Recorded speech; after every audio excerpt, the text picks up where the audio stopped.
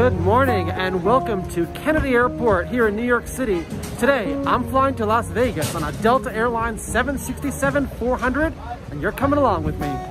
If you watched the video I posted called Great Manhattan View from the 767-400 to Kennedy Airport, well, it turns out that today, I'm flying on the exact airplane that brought me to this airport not too long ago. And that flight brought me specifically to Terminal 4, where I am today. So I'd like to welcome myself back to a similar experience, but on a different route. I have to head over to Las Vegas today, and I need to drop off one bag before I go through TSA. And because I'm flying in a Delta One seat, which was sold as first class, I head over to a special check-in area. Delta has a dedicated check-in area for their Sky Priority customers. It's away from all of the crowds. The Sky Priority check-in area is unlike the open check-in area. Soothing colors and an enclosed space sets the mood for a seamless journey. It's a really pleasant and private space, and it's right next to the security checkpoint, so from there, I can head right over to the clear lane leading to TSA PreCheck.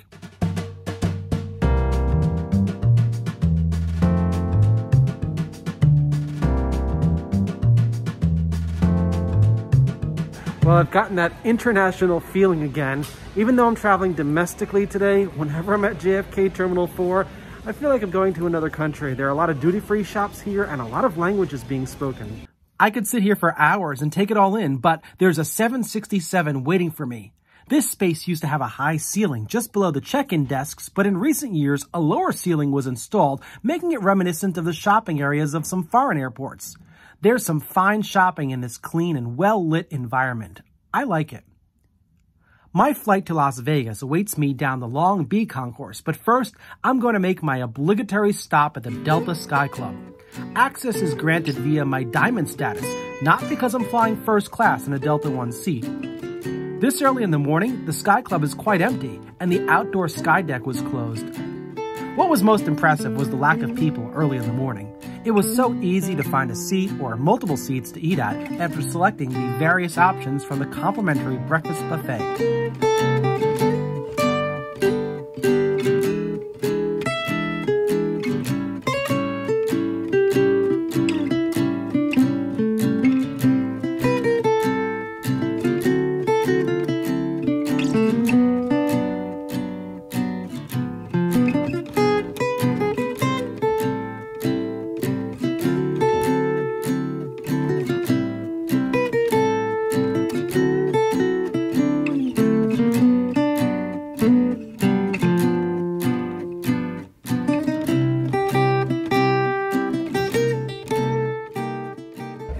This is going to be my second time on the exact same Boeing 767-400.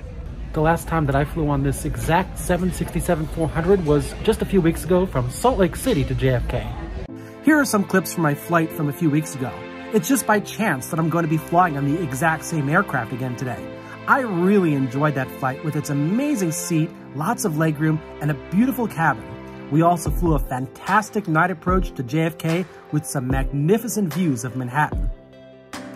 And here she is today, November 840 Mike Hotel. This time, my destination is Las Vegas, and I'm so happy that a beautiful plane is being offered on this domestic route. I can't wait to fly on it again. Before leaving the Sky Club, I took a few more minutes to check out the views. I love how since this club is on the roof, there are views on both sides of the B concourse. There are some really great vantage points up here, including one of the nerve center of this airport.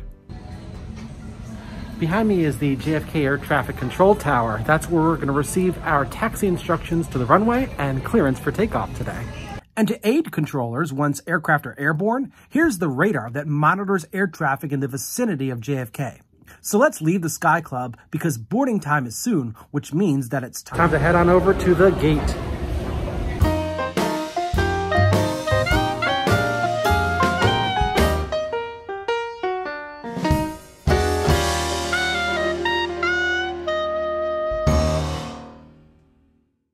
This is a full flight to Vegas today, but I'm fortunate that I will have a lot of space. Las Vegas, here I come. Let's board using this very well-lit boarding gate area with windows all around. The gatehouse is much higher than the ramp, so there are many turns needed to get to the aircraft. What a beauty this 767 is. Welcome aboard. Today, I'm sitting in 8D on the right side of this dual-aisle heavy jet. I chose this seat because the seat is closer to the window than in the row ahead of or behind me. And as for those middle seats, well, that is just not an option for me.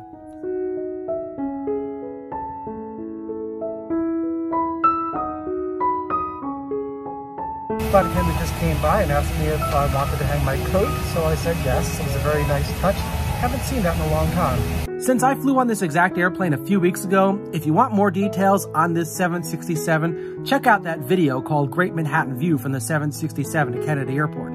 This video is going to incorporate air traffic control for our departure out of JFK today. So I'm going to focus on what's going on in the cockpit to put our flight into perspective with the environment in which it's operating. Before talking to air traffic control in the cockpit, the pilots need to listen to ATIS, or Automatic Terminal Information Service, which is a recorded broadcast with essential information for pilots for the terminal. In this case, the word terminal refers to the airport itself. Kennedy Airport AITIS information Delta 105 Zulu. Wind 030 at 13. Visibility 10. Ceiling 1,500 broken, 3,000 overcast. Temperature 17. Dew point 15. Altimeter 3007. Remarks.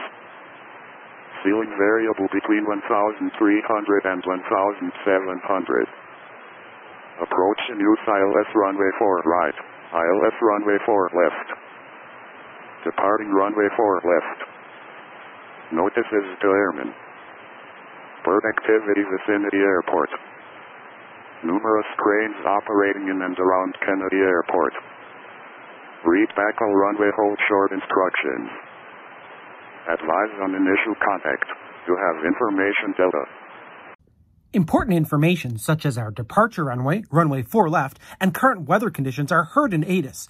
And although not heard in this video, we will let the clearance controller know that we've received ATIS information Delta. Our flight is fully boarded and the boarding door is closed, so we're ready to push back. Not heard here, we're getting clearance by the ramp controller to push back before the tow can move us backward. This aircraft is large, so it's important that the pushback is done with precision, but there's ample space for us to move here at JFK. Today our initial fix is going to be Robbinsville.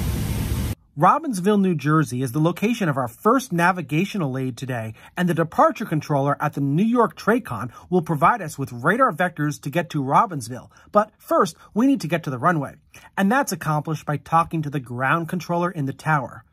Due to the position of the radio receiver, the radio signal is a bit weak here, but it'll get better as we taxi out. Our call sign today is Delta 1093 Heavy. Ground Delta 1093 Heavy is at Foxtrot. Delta 1093 Heavy, Kennedy ground, roger. It's going to be runway 31 left intersection Kilo. Taxi left on Bravo, hold short of Kilo. Kilo. Well, it looks like there's been a runway change, and the ground controller has provided us with taxi instructions to runway 31 left. Runway 31 left is a common runway for aircraft departing to Robbinsville, so it's not surprising that this change came, but the controller wants to make sure it's acceptable with the current wind, so he asks the pilot. And Delta 1093 Heavy, the current wind is 06015 at 21. Can you take that wind at Kilo? Negative. Could you give us 4 left? I'm sorry, say that again? Negative. Could we ask for 4 left then? And Delta 1093 Heavy, stand by, just hold short of Kilo. Hold short of Kilo, Delta 1093. One check. Wind 06014, duck 21.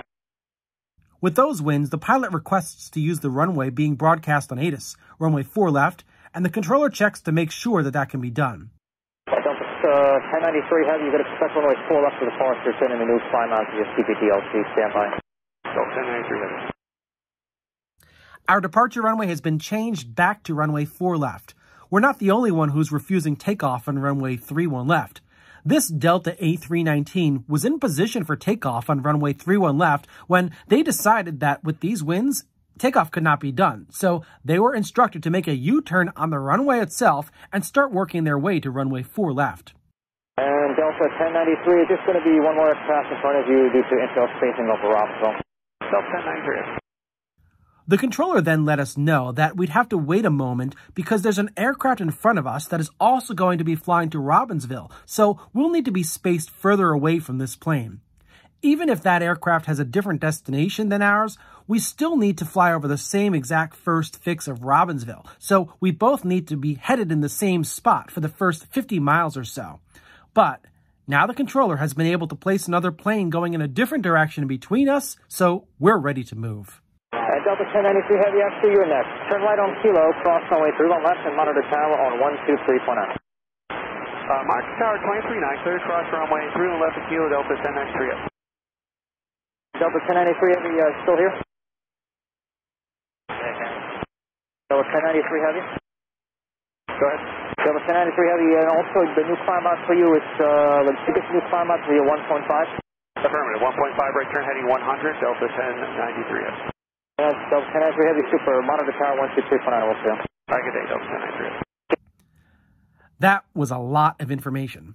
We're told to turn right on taxiway Kilo and cross runway 31 left. This will bring us onto a peninsula that runway 4 left is on.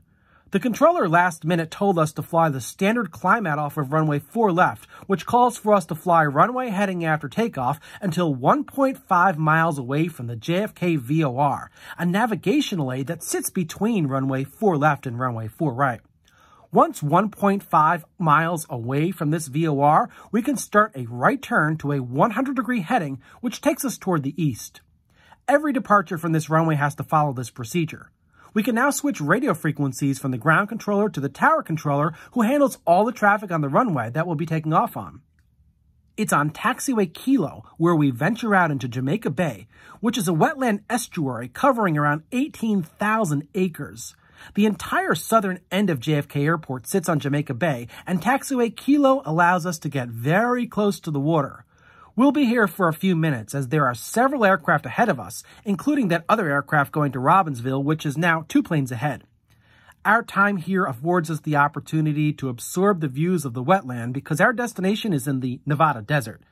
Jamaica Bay is home to the Jamaica Bay Wildlife Refuge. There are over 300 species of birds, horseshoe crabs, and other fish and shellfish here. Within moments, we have been taken from the busy terminal JFK to an oasis in the city. Yes, we're still in New York City. But we're moving along, and the air traffic controller on the top floor of the tower can see that we're next in line for takeoff, so she issues us instructions to line up and wait on runway 4 left. Delta 1093 Heavy, Kennedy Tower, runway 4 left, line up and wait. 4 left, line wait, Delta. Runway 4 left is parallel to runway 4 right, and as we turn the corner, we're reminded that we're at a very busy international airport. Here's an Emirates A380 coming in from Dubai, approaching runway 4 right. That is a sight to behold.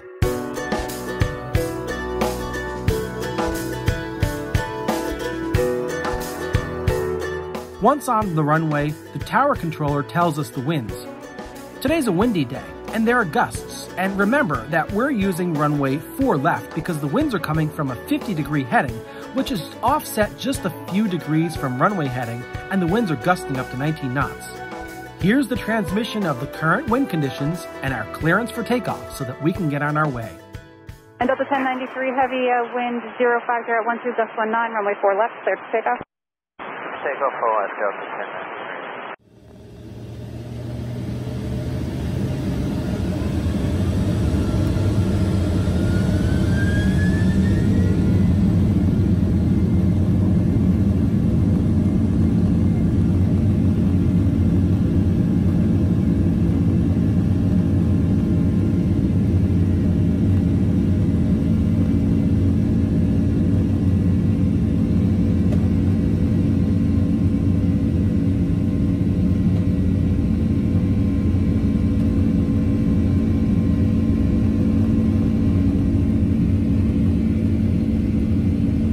The power of the Boeing 767-400. We're a heavy aircraft, so the aircraft taking off behind us needs to be warned about the wake turbulence that we produce. As we climb, we get a great view of runway 4 right and the A380 that just landed. We need to fly runway heading for a little bit. Remember from ATIS that the ceiling is variable between 1,300 feet and 1,700 feet, so we'll be in the clouds very soon. As we climb, the tower controller tells us to start our right turn to a 100-degree heading and to contact New York departure. Heavy turn right heading 100, contact New York departure. Set over departure for 1093. The off-site departure controller uses radar only to handle our climb today. We then switch radio frequencies to the departure controller and check in with our current altitude and the altitude we're climbing to, 5,000 feet. Morning departure Delta 1093 out of, 2 for 5. Delta 1093 Heavy, New York departure to contact climbing maintain 9,000. Time 9,000 Delta 1093 Heavy. The controller confirms that he has radar contact with us and clears us up to 9,000 feet. The reason why we turn right after takeoff and not left is because we need to stay clear of LaGuardia's airspace, and a left turn would interfere with flights from LaGuardia. Even flying straight out would present some conflict. On this heading, we're headed away from Robbinsville, so we need to turn to the south, then west, so he issues us a turn to a 180-degree heading. Delta 1093 Heavy, turn right heading 180. Right, 180 Delta 1093. A 180-degree heading points us due south toward the Atlantic Ocean. It's a step in the right direction, as we need to be on the east side of the airport to execute our climb. Eventually, we'll be asked to head west. You'll recall that Emirates A380 was landing on the parallel runway, runway 4 right. We will eventually need to pass over the final approach course for runway 4 right, and our current course keeps us high enough to pass over arriving flights to runway 4 right.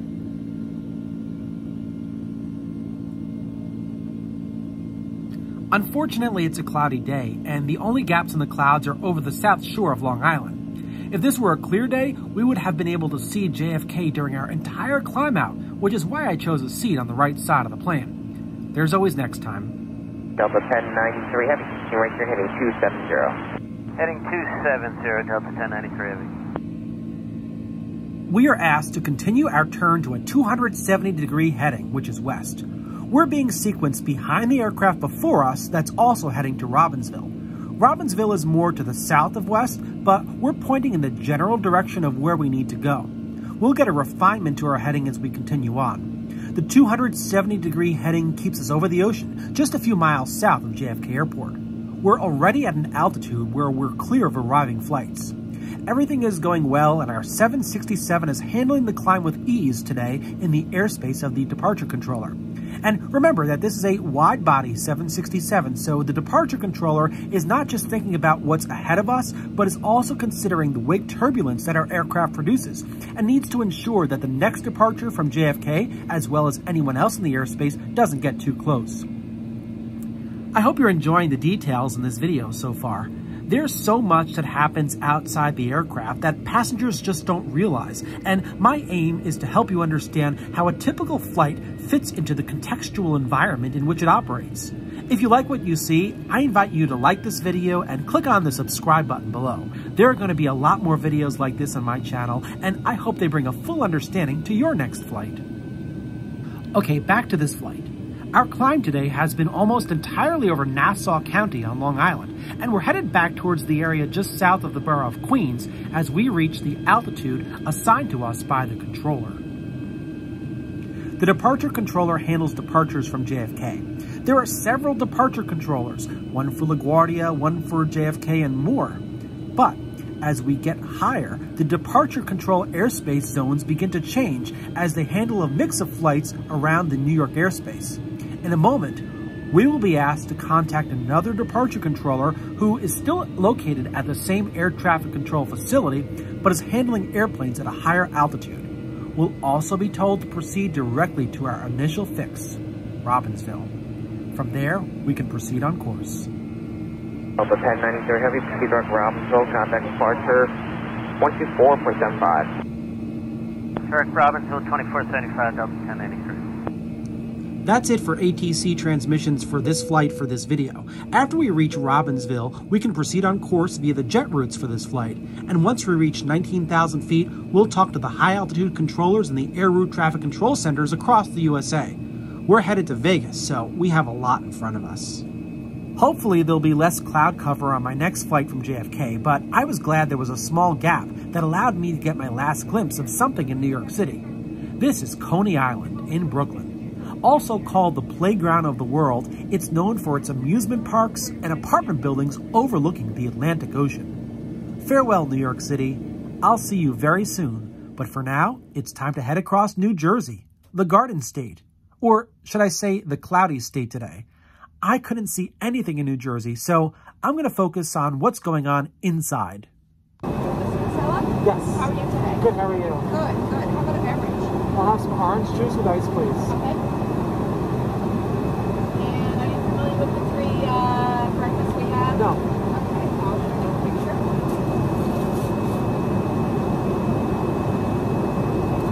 I'll have the coconut chia oatmeal. Coconut, okay. This is so small. Do you want two? Yes, please. Coconut chia? Thank you.